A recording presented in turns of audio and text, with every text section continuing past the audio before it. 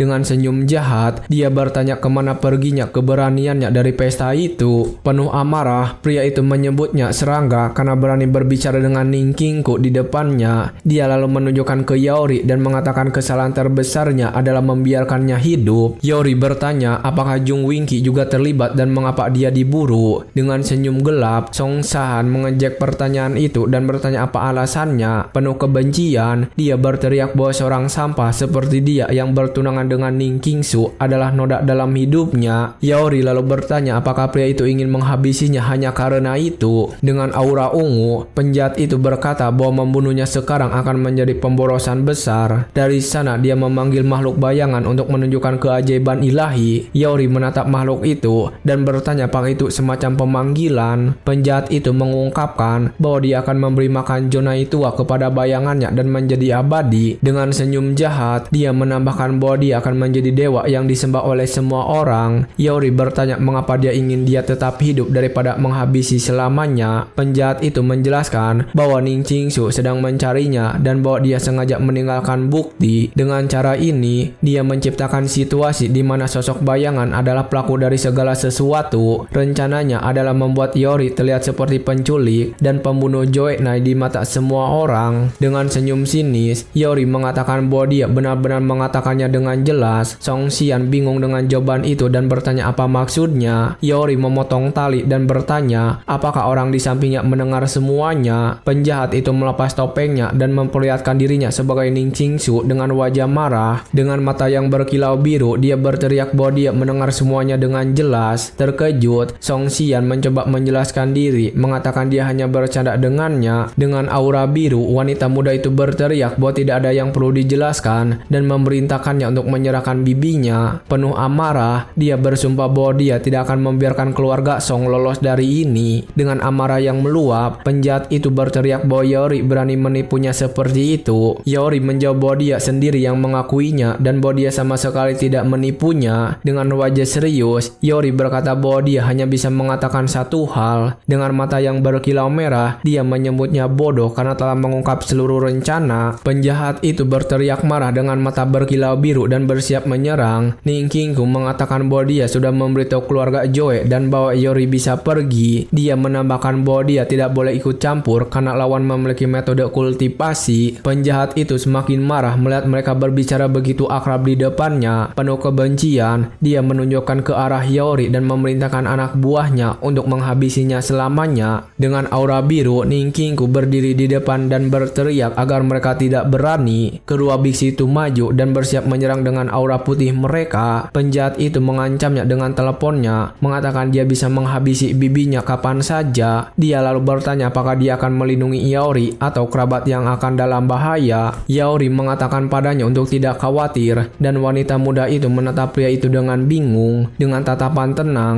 dia menonton saat pria itu mengeluarkan ponselnya untuk menunjukkan sesuatu. Dia menunjukkan foto Nana yang diselamatkan dan penjahat itu terkejut dengan gambar tersebut. Song Xian berteriak bahwa itu tidak mungkin karena dia memiliki banyak orang yang mengawasi lokasi tersebut. Yaori lalu menunjukkan foto lain tentang penahanan yang kosong untuk membuktikan kebenaran. Cerita mundur 15 menit dan kita melihat senjata-senjata dengan Jonai di dasar gunung. Tuan muda Song menyuruh mereka menunggu dan Jang Sang bingung. Penjahat itu mengatakan dia akan menelepon dan meminta yang lain menunggu di sana. Jauh dari yang lain, dia memastikan tidak ada yang mengikutinya dan mengeluarkan ponselnya. Dari sana, dia mengirim pesan kepada Yaori bahwa rencana itu berhasil. Kembali ke masa kini, penjahat itu melepaskan aura ungunya dan berteriak bahwa orang bodoh itu telah mengkhianatinya. Ning Qingku terkesan bahwa dia menyelamatkan bibinya dengan mudah dan mempertimbangkan tingkat rencananya. Dia lalu melihat pria itu dan bertanya-tanya apakah dia benar-benar Yaori yang dia kenal. Penuh kebencian, Song Xian memerintahkan dua biksu untuk menghabisi Yaori, sementara dia menangani gadis itu. Dengan itu, dua penjahat itu menyerang Yaori dan Ning Qingku. Penjahat itu lalu melepaskan energi ungu dan menyebak gadis muda itu dengan kekuatan bayangannya. Dia benar-benar lumpuh, tidak bisa bergerak untuk membantu. Penjahat itu menyuruhnya menonton kematian pria itu dan dia berteriak agar Yaori melarikan diri. Kedua biksu menyerang Yaori. Song Xian mengejek gadis itu dan mengatakan dia tidak bisa melindungi apapun. Gadis muda itu menyalahkan dirinya sendiri karena meremehkan musuh dan setuju setuju untuk ikut dengannya. Yaori dikelilingi oleh kedua biksu yang bersiap bertarung, namun dia dengan mudah memblokir serangan mereka, membuat penyerang sangat terkejut. Dia lalu mencengkram kepala salah satu biksu dengan satu tangan. Tanpa ragu, Yaori melancarkan serangan lutut yang kuat langsung ke wajah penjahat itu. Akhirnya dia menggunakan langkah awan bayangan dan mengejar musuh kedua. Ningkingu terkejut dan bertanya-tanya bagaimana kekuatan Yaori bisa begitu besar. Dari serangan itu, biksu kedua terlempar ke belakang dengan keras dan jatuh ke tanah. Tiba-tiba, tubuh penjahat yang jatuh di tanah mulai meleleh secara aneh. Tubuh itu berubah menjadi genangan emas yang berputar dan terbentuk kembali dalam sekejap. Dengan marah, biksu itu mengungkapkan bahwa itu adalah talisman pengganti yang sangat langka. Yaori muncul dengan mata merah dan bersiap untuk serangan berikutnya. Dengan aura biru, dia menyerang biksu itu dengan kecepatan tinggi. Song Xian terkejut dan menyadari kecepatannya bukan kecepatan orang biasa. Yaori mengungkapkan bentuk aslinya dengan aura biru. Dengan wajah serius, dia mengungkapkan bahwa dia juga seorang kultivator. Dengan terkejut, Ningqingsu bertanya-tanya apakah dia benar-benar seorang kultivator dengan aura biru di kakinya. Yaori mengatakan dia telah menantikan pertemuan ini. Energi biru melingkupi tinjunya dan dia bersiap untuk pertempuran yang akan datang. Dia kemudian mengingat semua kali mereka mengirimnya ke penjara untuk menyerangnya. Dia juga mengingat saat mereka menculik temannya dan melukai anjing kecilnya. Akhirnya dia mengingat Ningqisu, wanita cantik yang begitu diinginkan oleh penjahat. Yaori mengatakan bahwa sejak awal dia seperti lalat yang terus-menerus berbunyi di telinganya. Dengan mata merah, dia memperingatkan bahwa dia telah menoleransi dia terlalu lama dan saatnya untuk membungkamnya.